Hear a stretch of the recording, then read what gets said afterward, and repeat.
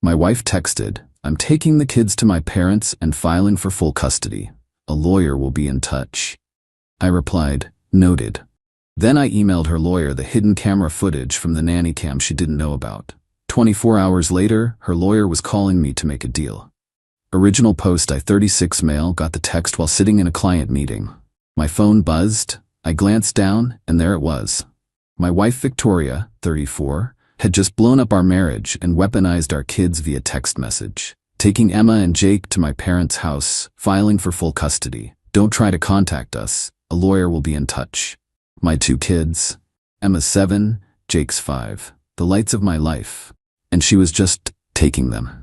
My client must have noticed my face change because he asked if everything was okay. I excused myself, walked to the bathroom, and read it 3 more times, each time hoping I'd misread it. I typed back one word, "Noted." Then I called my brother Daniel, who's a paralegal. "Can you meet me at my house in an hour? It's an emergency." See, what Victoria didn't know was that 6 months ago, after she'd started acting weird, late nights, secretive phone calls, sudden girls' trips, I'd installed nanny cams in our house. Not to spy on her, honestly. I was worried about the kids. She'd been drinking more, and I wanted to make sure they were safe when I wasn't home. The cameras were tiny, built into everyday objects. One in a fake plant in the living room, one in a clock in the kitchen, one in a picture frame in the hallway. All perfectly legal since it was my house too, and they were in common areas, not bedrooms or bathrooms. What those cameras captured over the last 6 months was illuminating. Victoria day drinking while the kids begged for lunch. Victoria passed out on the couch at 2 p.m. while Jake cried because he'd wet himself and she wouldn't wake up. Victoria on the phone with someone saying, "No, my idiot husband has no clue. He'll pay child support and alimony forever while I live my best life with you." But the worst? 3 weeks ago. Victoria's friend Brad coming over during the day. The kids were at school. What happened on my living room couch was definitely not a friendly visit. Multiple times, while wearing the anniversary necklace I'd bought her, I'd been building a case, planning to confront her with a marriage counselor, but she just declared war and used our kids as weapons. Daniel arrived at my house. I showed him the text, then pulled up the footage on my laptop. His jaw dropped. "Holy crap, Tom, this is gold. Can I use it? In a custody battle? Are you kidding? She's done. But you need a real lawyer, not me." He gave me a name. Melissa Hartley. Bulldog in the courtroom, apparently. I called her office, said it was an emergency custody situation. They got me in that afternoon. Melissa reviewed everything. The drinking, the neglect, the affair, the phone call about using me for money. "Mr. Thompson, I've seen a lot of custody cases. This is one of the clearest I've encountered. She's attempting parental alienation, but she's given us a gift by lawyering up first and putting everything in writing. What do I do?" "Nothing. Let her think she's winning. When her lawyer contacts us, we'll respond appropriately." That was Tuesday. Wednesday morning, Victoria's lawyer called. Richard Pemberton from Pemberton and Associates. Fancy firm. Expensive.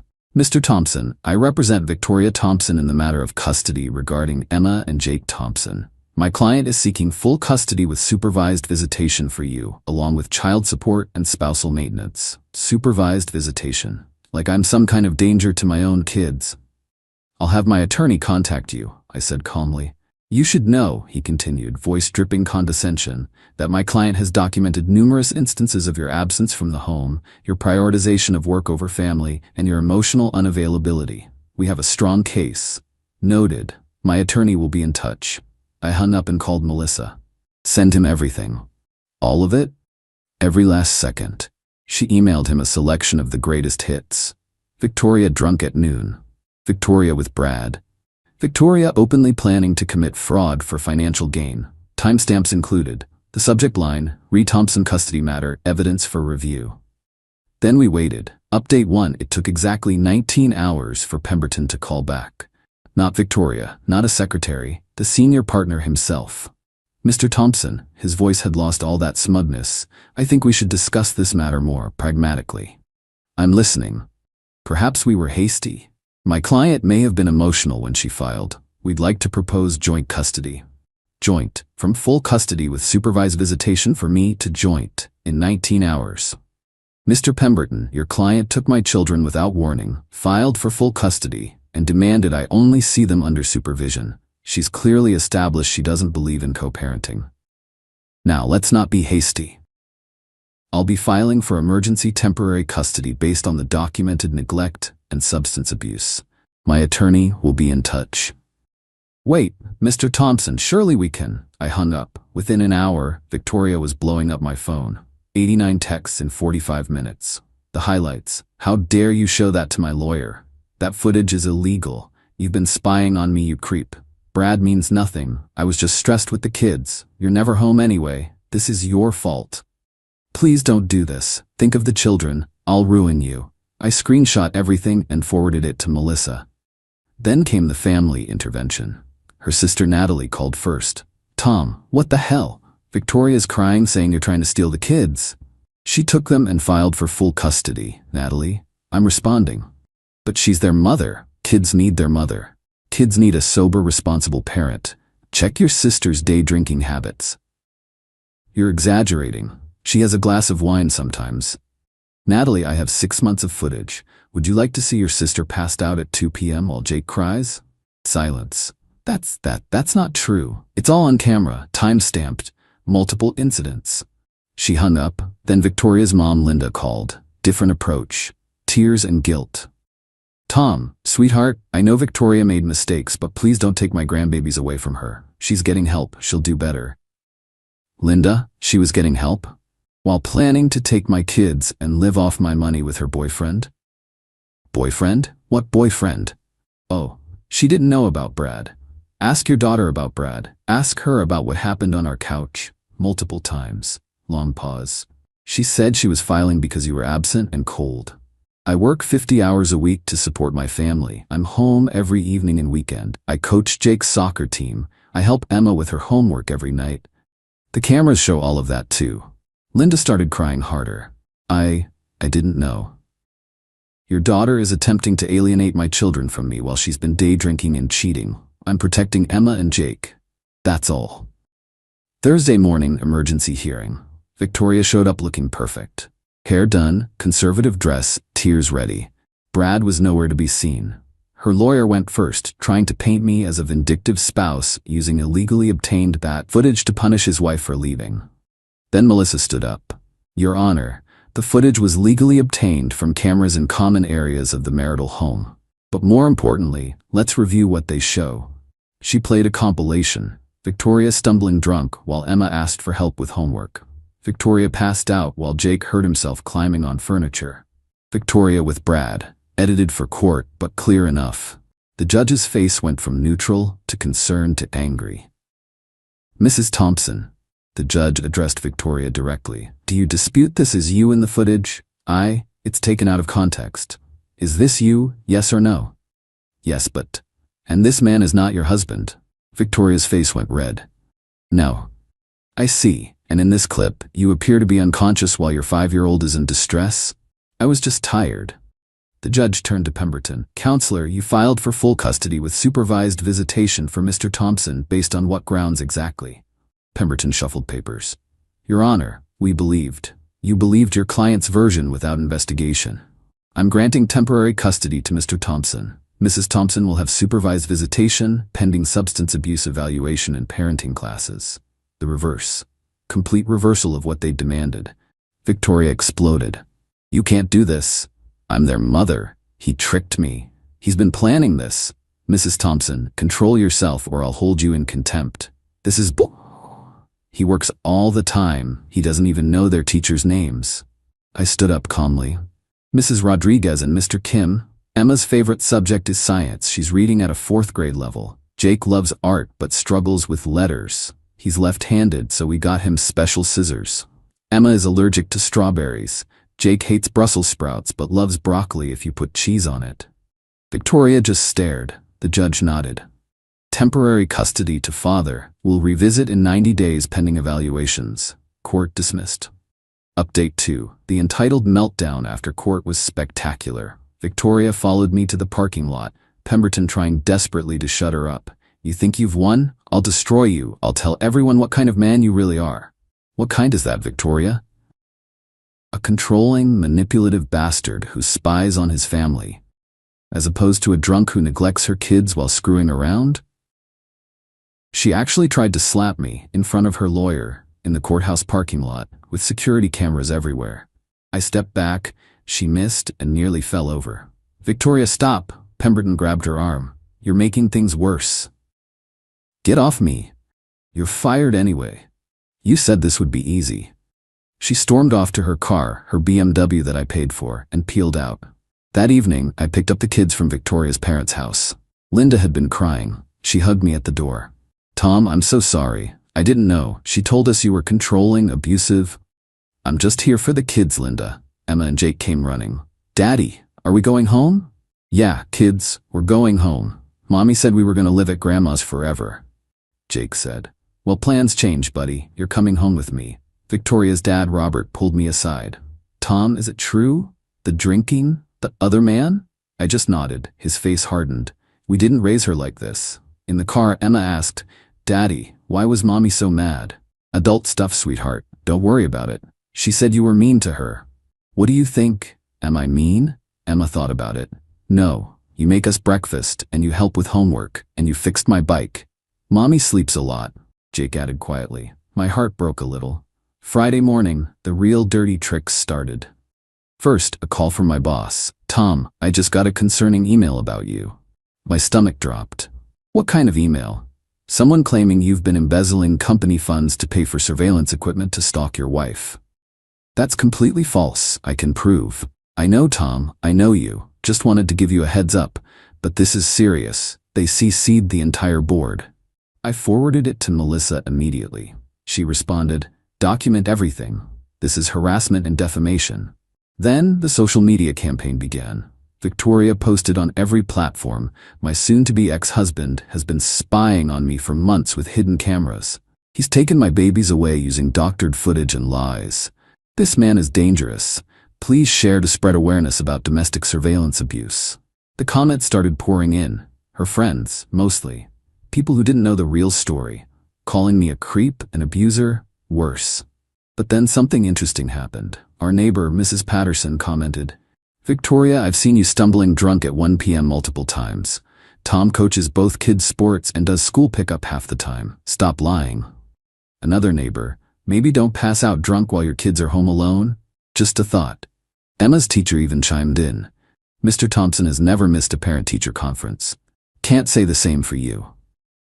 The tide was turning. Saturday brought a new low. Victoria showed up at the house at 6 a.m., drunk or high, demanding to see her babies. "Victoria, you have supervised visitation starting Monday. You can't be here." "Screw your visitation. They're my kids." She started pounding on the door. The kids woke up scared. "Daddy, why is Mommy yelling?" Jake was crying. "She's just upset, buddy. Go back to your room, I'll handle it." I called 911.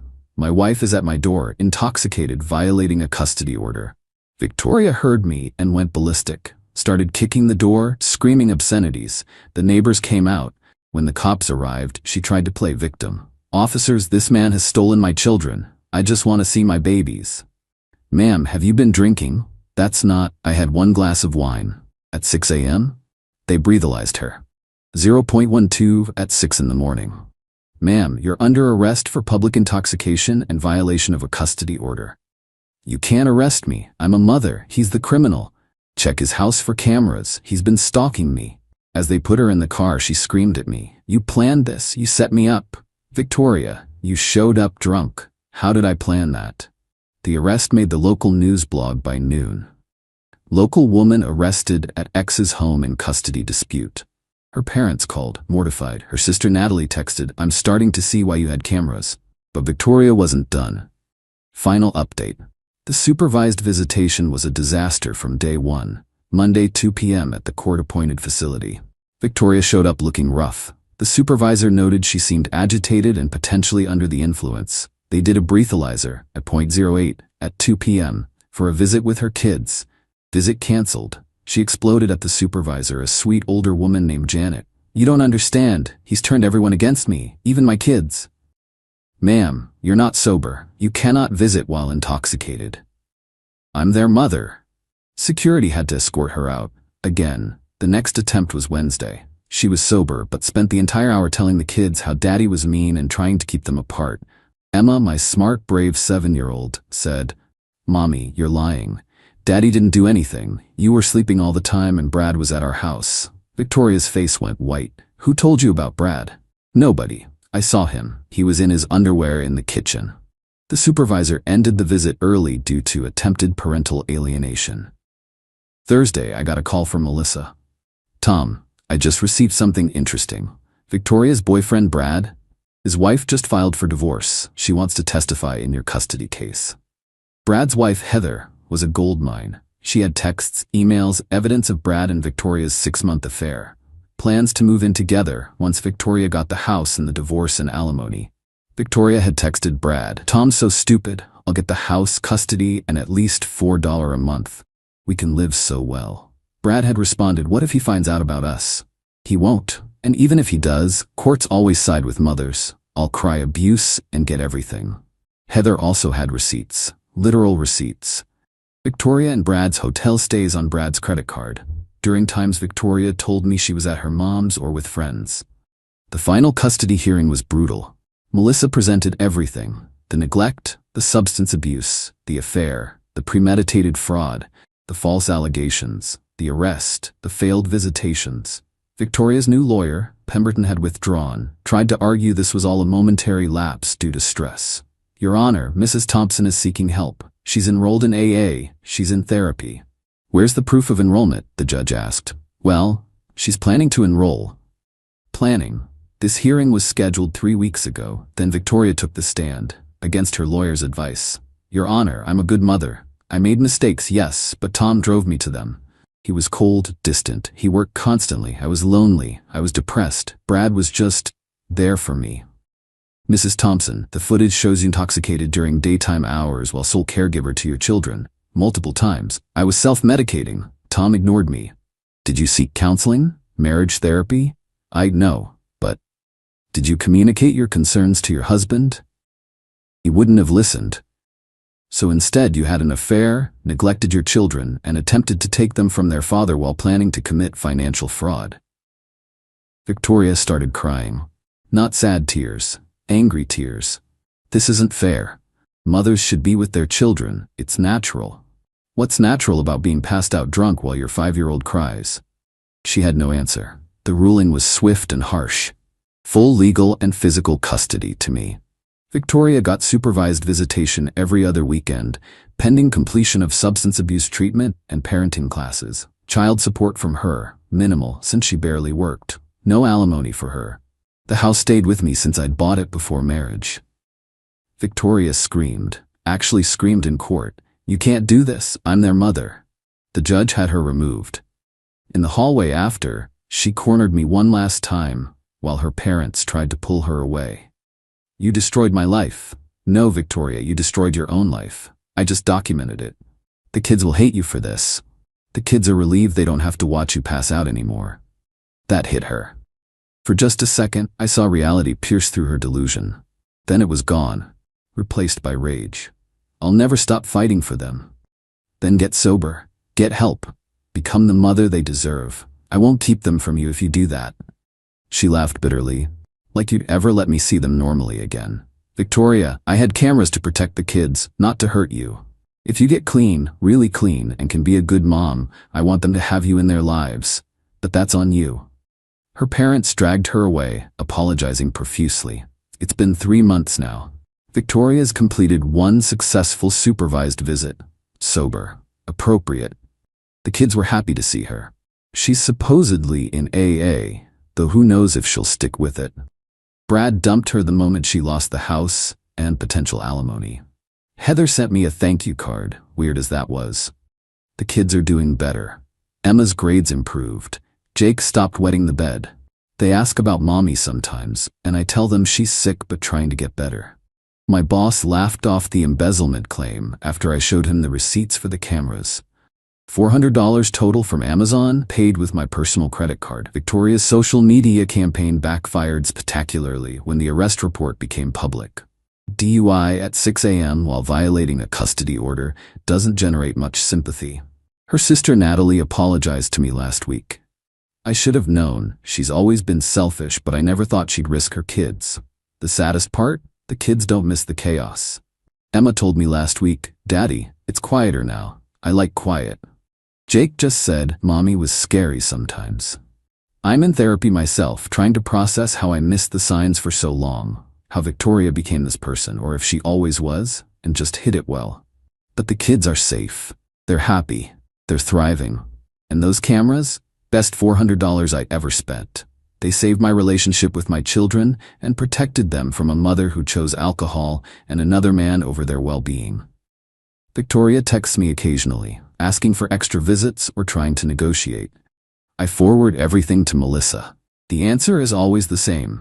Follow the court order. Complete your treatment, then we'll talk. Last I heard from Linda, Victoria's living with them, working part-time at a clothing store, supposedly still in AA. She still blames me for everything, but at least she's not showing up drunk anymore. The entitlement never fully goes away, though. Just last week she texted, "You know I should have the house. I decorated it." I didn't respond. Some battles aren't worth fighting. The kids and I are doing okay. Not great, not terrible, but okay. We have dance parties in the kitchen, build blanket forts, and read stories every night. Normal stuff that felt impossible when Victoria was spiraling. Maybe someday she'll get it together and be the mom Emma and Jake deserve. But I'm not holding my breath. For now, I'm just focused on being the stable parent they need.